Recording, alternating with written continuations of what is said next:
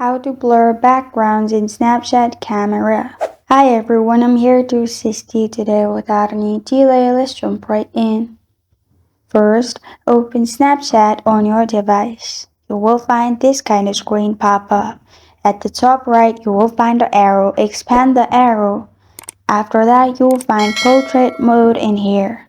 If you don't find portrait mode in here, what you can do is click on the magnifying glass-like option at the bottom. After you click on it, you'll find this kind of screen pop up. Click on the same icon at the top right in here, which will open search bar at the top. In the search bar, type in portrait. You'll find different filters of portrait. Click on one. After that, when you take a picture, your background will be blurred. And this is how to blur backgrounds in Snapchat camera.